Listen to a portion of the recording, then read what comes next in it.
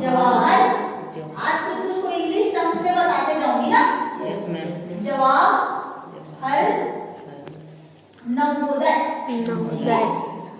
बीच बीच में जो एकदम समझ में नहीं आएगा बेटा उसको मैं खुद रिपीट करूंगी, ठीक है। Yes ma'am.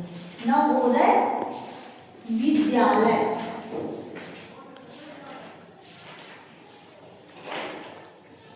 ठीक है, इसी को शॉर्ट फॉर्म में बोलते हैं JNV। क्या? JNV। इनके नाम पे ये चालू किया गया 1986 में। हमारे भारत के प्रथम प्रधानमंत्री कौन? भारत के प्रथम प्रधानमंत्री कौन? श्री जवाहरलाल नेहरू। कब आया JNV का कॉन्सेप्ट? 1986 में आया। जो किसने चालू किया था उस समय 1986 में प्रधानमंत्री कौन थे? स्वर्गीय श्री या भूतपूर्व श्री राजीव गांधी जी, ठीक है, जिन्होंने अपने नाना के नाम से स्टार्ट किया था इसको, ठीक है। कि ग्रामीण क्षेत्र के उन बच्चों को जो इंटेलेक्चुअल अच्छे हैं, ब्रिलियंट होते हैं, कई टाइप से अलग अलग बौद्धिक क्षमताओं के बच्चों को अलग अलग कैटेगराइज करके निकाला जाता है। उसमें से उनको लेकर बहुत पढ़े लिखे और बहुत इंटेलेक्चुअल और अच्छे टेक्नोलॉजिस्ट और पायलट थे वो हमारे भारत के प्रधानमंत्री श्री राजीव गांधी, ठीक है। वो बाद में अपनी माँ के बाद श्रीमती इंदिरा गांधी के बाद भारत के जो एकमात्र महिला प्रधानमंत्री रही, उनके बेटे बड़े बेटे थे, ठीक है, जो हमारे बाद में प्रधानमंत्री बने। 1984 के बाद अपनी माँ के बाद उनको प्रधानमंत्री बनाया गया श्री राजीव गांधी को, ठीक है। अभी तक बहुत हम लोग पूरा पढ़ चुके हैं, प्रथम प्रधानमंत्री से लेकर पूरा डिटेल तो नहीं पढ़े हैं, कुछ कुछ चीजों को बता रही हूँ। वर्तमान में प्रधानमंत्री श्री नरेंद्र मोदी ऐसे बताएंगे दो चार। उसी टाइप का 1986 के टाइम पे हमारे श्री राजीव गांधी थे। कौन थे? श्री राजीव गांधी, मिस्टर राजीव गांधी, ठीक है। श्री राजीव गांधी थे। कौन थे ये?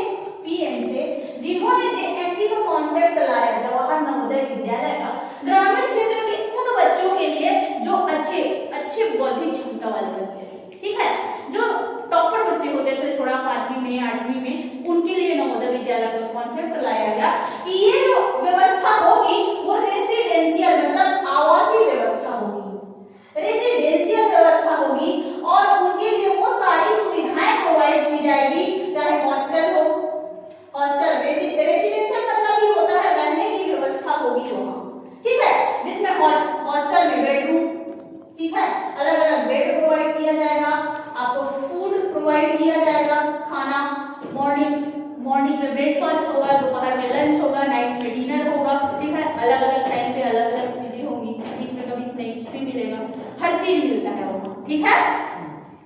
बस कुछ कुछ चीजें हैं जो आपके पेरेंट्स को क्या करना रहता है, मदद करना रहता है, बुक को लेके हो गया, या तो फिर कुछ ऐसी और चीजें अदर स्टेशनरी सामान में आ गया, जैसे नोटबुक लेना हो गया, ठीक है, कुछ कुछ चीजें जो आपको नेसेसरी रहेगा उन चीजों को, लेकिन फीस का वहाँ फीस गवर्नमेंट खुद प्रोवाइड करती है, ठीक है। ये हो गया आपका फूड। एक्स्ट्रा करिकुलम एक्टिविटी वहाँ ध्यान दिया जाता है कि कोई बच्चा यदि सिंगर एक्स्ट्रा करिकुलम, ठीक है, यदि कोई बच्चा सिंगिंग में किसी को गाना अच्छा लगता है, क्या अच्छा लगता है? सिंगिंग अच्छा लगता है, तो उसके लिए विशेष रुचि के तहत सिंगिंग, चाहे किसी को क्रिकेट खेलने का शौक है तो वहाँ का कैंपस ही इतना अच्छा, इतना बड़ा बनाया जाता है कि आप लोगों को जब भी मुंगेली जाना होगा तो मैं जरूर लेके जाऊंगी, ठीक है।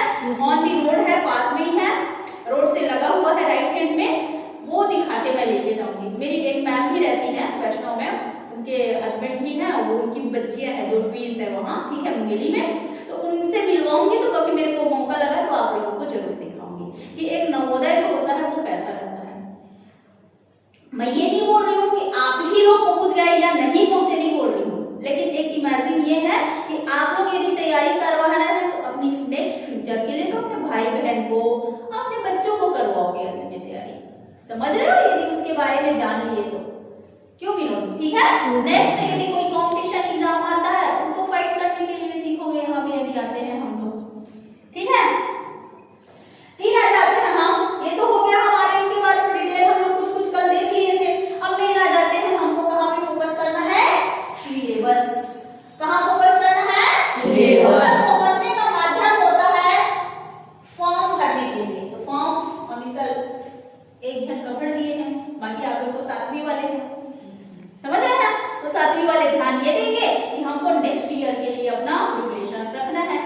वही 4 सब्जेक्ट पढ़ना है हमें, जो विज्ञान पढ़ रहे हैं, गणित पढ़ रहे हैं, हिंदी पढ़ रहे हैं, इंग्लिश पढ़ रहे हैं, चारों सब्जेक्ट तो हमारा 8वीं में भी है, 7वीं में भी है। बस पिक करना है कि यहाँ से कौन कौन सा टॉपिक गणित में है जो वहां पूछा जाएगा, वहां के एग्जाम में यदि हम बैठेंगे तो पूछा जाएगा। अब गणित ऐसा चीज है, यदि एक बार बनाने के लिए मिल गए तो इतना मजा आता है, इतना मजा आता है कि समझ में आने लगता है। समझ रहे हैं? वैसे विज्ञान है, विज्ञान में यदि पृथ्वी की उत्पत्ति, आकाश, सारे ब्रह्मांड के हिस्से क्या है, हमारा शरीर क्या है, जंतु जगत क्या है, पादप जगत क्या है, यदि समझ में आने लग गया तो हमारे आंख का बनावट क्या है, कैसा है, प्रकाश क्यों है, प्रकाश को तो रोज आंख के सामने देख रहे हैं, ऊर्जा का स्रोत सूर्य को तो हमेशा देख रहे हैं, आपके सामने देख रहे हैं कि सूरज रोज सूरज उग रहा है, डूब रहा है, रोज देख रहे हैं, लेकिन समझना है क्या सूर्य, ब्रह्मांड में है कहां पे सूर्य, सूर्य के चारों ओर कौन कौन से ग्रह चक्कर लगा रहे हैं, यही साइंस है, यही विज्ञान है, सामान्य साइंस है। समझ रहे हैं? इसका जो सिलेबस है, सिलेबस में हमें ये 100 क्वेश्चन का होगा, ठीक है, 100 क्वेश्चन रहेगा और 100 मार्क्स का रहेगा। कितने का रहेगा? 100 क्वेश्चन का रहेगा और 100 मार्क्स रहेगा, नंबर का रहेगा और 100 प्रश्न रहेगा। समझ रहे हैं? मतलब एक प्रश्न 1 नंबर का रहेगा। इसमें कोई नेगेटिव मार्किंग नहीं रहेगा, no negative marking, no negative marking, ठीक है, इसको ऐसे कर देती हूँ, नो नेगेटिव मार्किंग। ठीक, मतलब 100 में 100 क्वेश्चन बना सकते हो सकता है 50 सही हो, 70 सही हो, लेकिन 30 गलत हो गया तो भी आपका नंबर नहीं कटेगा। इसका मतलब क्या है, आपको 100 में 100 अटेम्प्ट करना है, एक भी क्वेश्चन, अब अरे ये क्वेश्चन तो मेरे को आ ही नहीं रहा है तो छोड़ना नहीं है, ए लगाओ, बी लगाओ, सी लगाओ, डी लगाओ। इसका बेस जो रहेगा, इस एग्जाम का जो बेस रहेगा, मल्टीपल चॉइस क्वेश्चन, जिसको एमसीक्यू बोला जाता है, हिंदी में इसको बोला जाता है वैकल्पिक। क्या बोला जाता है? वैकल्पिक। ठीक है, 4 में से एक चुनते हो ना, ए या बी या सी या डी, या ऐसे रहता है, ऐसे गोला लगा दिया रहेगा, गोला रहेगा ए में, जैसे भारत की राजधानी तो दे दिया रहेगा या तो नई दिल्ली, या तो गुजरात, या तो गांधीनगर, या तो भोपाल दे दिया रहेगा, या रायपुर दे दिया रहेगा। तो भारत की राजधानी नई दिल्ली। तो ए में यदि दिया है तो आपको गोला को क्या करना है, भर देना है।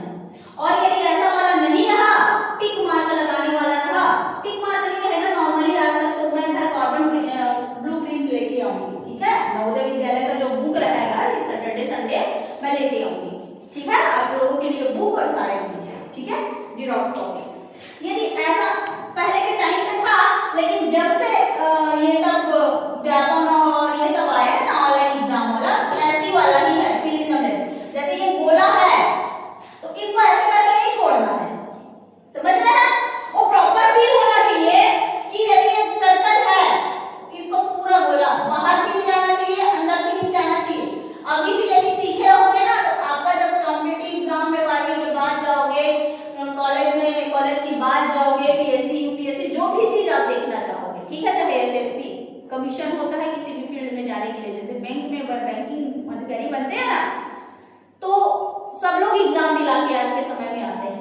तो कंपटीशन, जब तक कि आप कंपटीशन या प्रतियोगी परीक्षा के बारे में नहीं जानोगे, तब तक क्या होगा, दिक्कत होगी, ठीक है। यदि जान जाओगे तो क्या होगी, आसानी होगी, चीज हो जाएगी।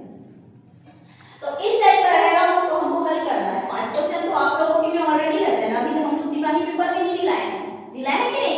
एबीसीडी में से जो ए था कि सी था कि डी था, उत्तर में लिखे थे सी, उत्तर सी, नई दिल्ली लिखे थे कि नहीं? वही है सेम। तो यहाँ पे आ जाते हैं हम, 100 क्वेश्चन होगा, ठीक है, 100 नंबर का होगा, इसमें कोई नेगेटिव मार्किंग नहीं होगी, और 4 पार्ट में। कितने पार्ट में? 4 पार्ट में। पहला रहेगा जो मैथ्स रहेगा, ठीक है, शॉर्ट फॉर्म में लिखूंगी, समझ जाना। मैथ्स रहेगा, जनरल साइंस रहेगा, हिंदी रहेगा और इंग्लिश रहेगा। ये जो 100 क्वेश्चन रहेगा उसको कैसे बांटा जा रहा है,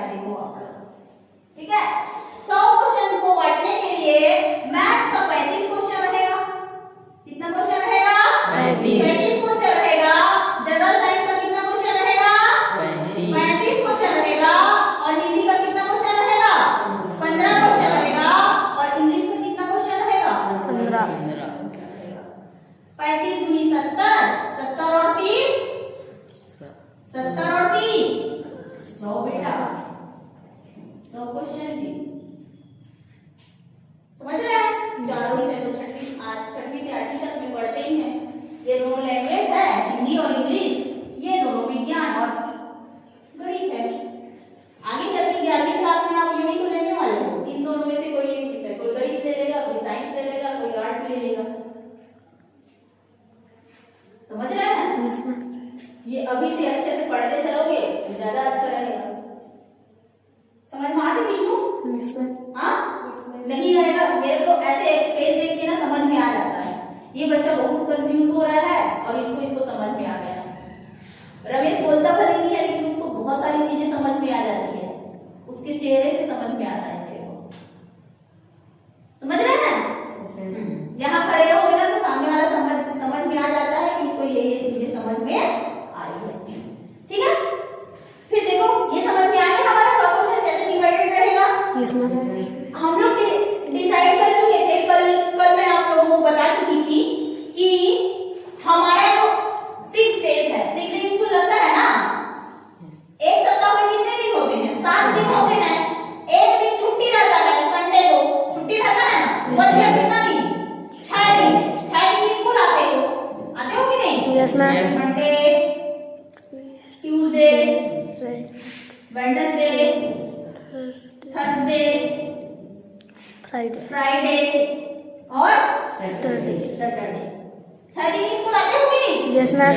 6 दिन स्कूल आते हो तो कभी कभी छुट्टी रह जाए तो कोई दिक्कत नहीं है, नेक्स्ट करेंगे उसको। लेकिन 6 दिन में मैं एक दिन में सभी विषय को नहीं पढ़ाऊंगी। ना ये करूंगी कि एक हफ्ते पूरा गणित पढ़ा ली, एक हफ्ते पूरा विज्ञान पढ़ा ली, एक हफ्ते हिंदी, एक हफ्ते इंग्लिश, वैसे भी स्किप हो जाएगा।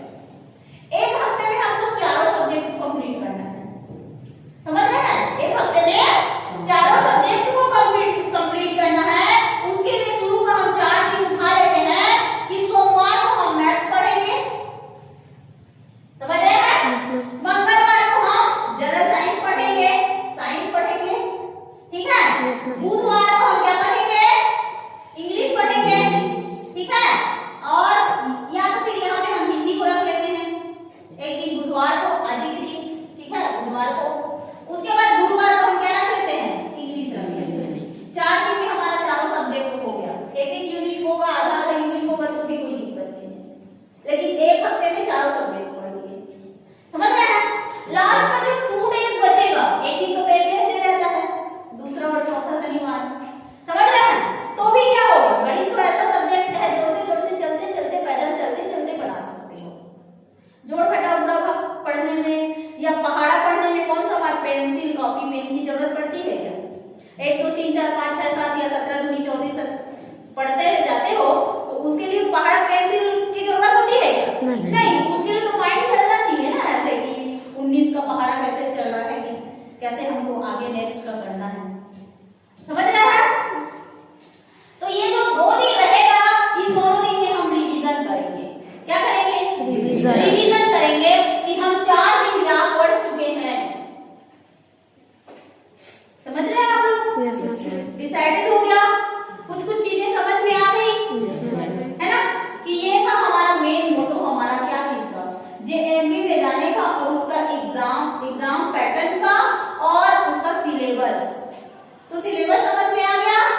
डिटेल हम कब देखेंगे? मैथ्स में कौन कौन सा टॉपिक है, साइंस में कौन कौन सा टॉपिक है, हिंदी में कौन कौन सा टॉपिक और इंग्लिश में कौन कौन सा टॉपिक है। समझ रहे हैं? इतना तो लगभग कल भी थोड़ा सा बता चुकी थी आप लोगों को। अब नेक्स्ट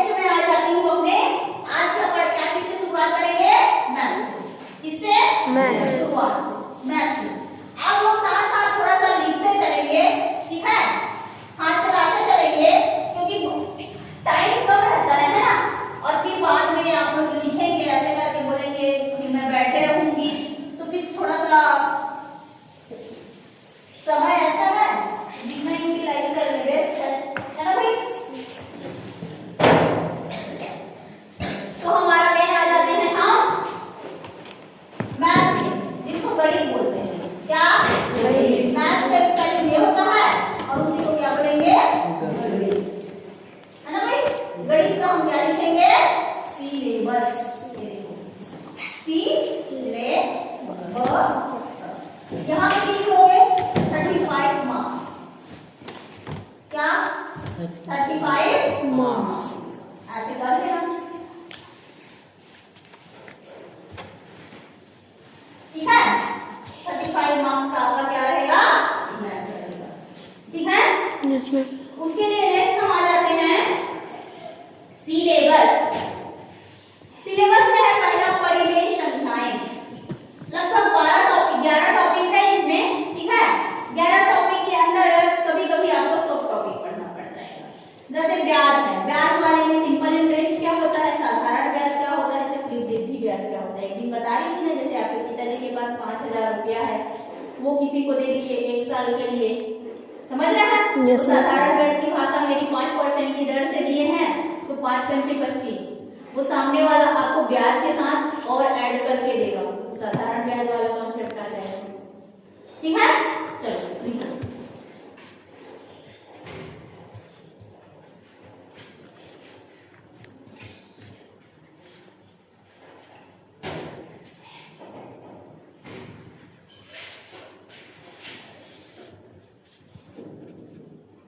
पहला है परिवेश संख्याएं। अभी 8वीं क्लास में संख्याएं पढ़ाई थी ना। Yes ma'am. जिसमें आप लोगों को मैं पढ़ाई थी, सबसे पहले तो संख्या बताई थी, सबसे फर्स्ट तो गणित में अंक बताई थी कि अंक कितने होते हैं, 10। कितने होते हैं, 10। अंक से ही मिलकर हमारा संख्या बना है, और संख्याएं कैसी होती है, अनंत होती है, ठीक है। Yes ma'am. संख्याएं कैसी होती है, अनंत होती है। फिर वहीं पे हम आ गए थे प्राकृतिक संख्या, नेचुरल नंबर जिसको बोलते हैं, पूर्ण संख्या, ठीक है। परिमेय संख्या, पूर्णांक संख्या भी पढ़े थे, ठीक है। उसी में पढ़े थे परिमेय संख्या, जिसको हम P/Q के रूप में लिखते हैं, और Q का मान कभी भी 0 नहीं होना चाहिए। यदि Q का मान जैसे ही 4/0 दे दिया, मतलब वो परिमेय संख्या नहीं है। उसी के बारे में पढ़ेंगे कि परिमेय संख्या कैसे निकालते हैं, या परिमेय संख्या कौन कौन सा हो सकता है। दूसरा टॉपिक है, उसी समय बताई थी आप लोगों को वर्ग। 1 का वर्ग मनीष, 1। 2 का वर्ग, वेरी गुड। 3 का वर्ग, हाँ, ये वर्ग चलता है किसी भी संख्या का 2 बार गुणा, समान संख्या का 2 बार गुणा। जैसे 2 का वर्ग 2 लिख दिए तो 2 दूनी 4, 3 का वर्ग 2 कर दिए तो 3 दूनी नहीं 3 तिया 9, 4 का कर दिए तो 4 चौ 16, समझ रहे हैं, ये वर्ग में आ जाएगा। वहीं पे तीसरा यूनिट है इसका घन और घनमूल। घन कितने बार चलेगा, घन कितने बार चलेगा उसी संख्या का, 3। जैसे 1 का वर्ग 1, 2 का वर्ग 4, 3 का वर्ग 9, 4 का वर्ग 16, 5 का वर्ग 25। ये ट्रेलर है ना, मतलब सिलेबस आपको समझा रही हूं, डिटेल में ही नहीं, समझ रहे हैं। ये जो परिमेय संख्या है इसको P/Q के रूप में ऐसे लिखेंगे, और Q जो होगा हमारा कभी भी 0 नहीं होगा, ठीक है। दूसरी यूनिट में हम दूसरे चैप्टर में है वर्ग और वर्गमूल, ठीक है। वर्गमूल कैसे निकालना सीखेंगे, इसको बताऊंगी, ठीक है। फिर आ जाएंगे घन और घनमूल। घन और घनमूल। घन मतलब कितने बार, 1 की घात 3, मतलब 1 का गुणा चाहे जितने भी बार कर लो, चाहे 100 बार कर लो, 1 ही आएगा। 1 करते रहोगे ना तो भी 1 ही आएगा, ठीक है। लेकिन 2 का यदि घन 3 बार करोगे तो 2 दूनी 4 और 4 दूनी 8। 3 का घन कितना हो जाएगा भाई, 3 तिया 9 और 9 तिया 27, ठीक है। 4 का घन कितना हो जाएगा, 4 चौक 16 और 16 चौक 64। 5 का घन कितना हो जाएगा, 5 पंचे 25 और 25 पंचे 125। 125। 25 चौक 100, लेकिन 25 पंचे 125। हट से दिमाग कैसे चलना चाहिए, 25 रुपया को मिला दिए तो 50 रुपया, 50 को मिला दिए तो 100 रुपया, उसमें 25 रुपया जोड़ दिए 125 रुपये। पैसा को इमेजिन करना सीखना, ठीक है, रुपया को, नोट को, ठीक। इसके बाद आ जाते हैं चौथा घातांक।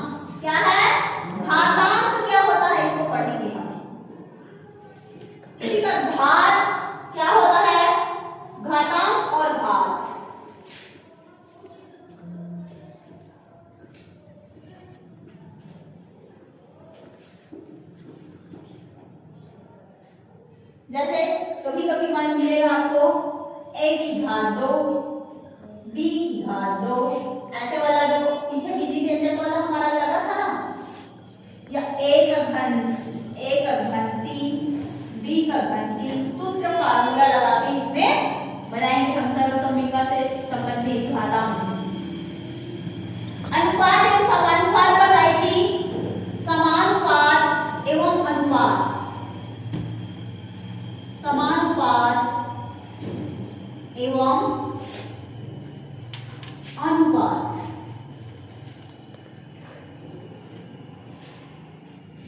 व्युत्क्रमानुपात है, समानुपात एवं व्युत्क्रमानुपात। हो सकता है जल्दी जल्दी लगेगा, लेकिन जब चैप्टर को पढ़ाऊंगी तब जल्दबाजी नहीं करूंगी, ठीक है, क्योंकि इसको एक नहीं पढ़ाऊंगी ना, वर्गीय संख्या से रिलेटेड कितने क्वेश्चन अब तक आए हुए हैं और कैसे टाइप से क्वेश्चन पूछा जा रहा है, इसको मैं बताते हुए आप लोगों को पढ़ाऊंगी ना। अभी सिलेबस लिखवा रही हूँ, ठीक है। नेक्स्ट आ जाते हैं मात्राओं की तुलना। अब मात्राओं की तुलना क्या क्या हो सकती है? मात्रा का संबंध किससे किससे हो सकता है? देखो किसमें किसमें मात्रा हो सकता है? तो हो सकता है प्रतिशत, जैसे पृथ्वी के कितने प्रतिशत भाग में पानी है भाई? पानी 5 महासागर कितने प्रतिशत में है? 70%। तो वहीं पे हमारा जो महाद्वीप है वो कितने भाग में है? कितने प्रतिशत भाग में है? 29% भाग में। कोई भी चीज 100 रहेगा, 100 का प्रतिशत निकालेंगे, ठीक है। 100 का कितना प्रतिशत हो भाग, कितना भाग है उसके पास, वही प्रतिशत होता है।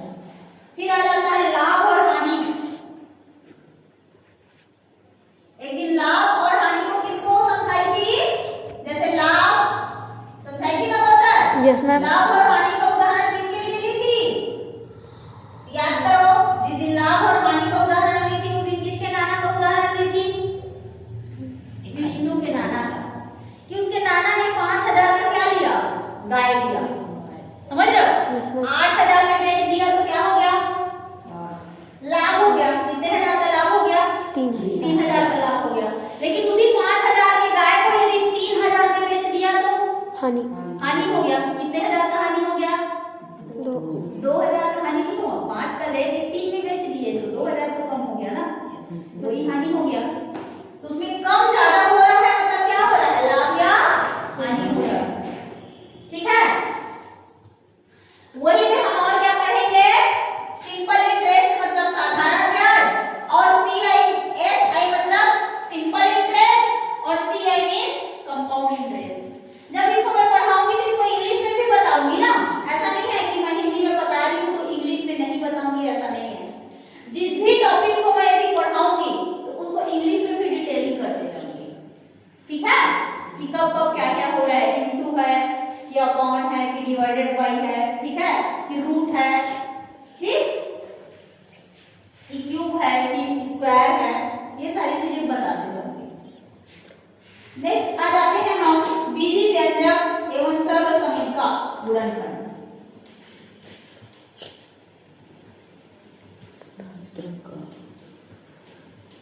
बीजी व्यंजक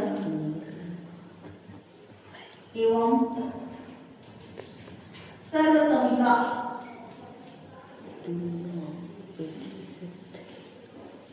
गुणनखंड। सीखेंगे उस अध्याय में।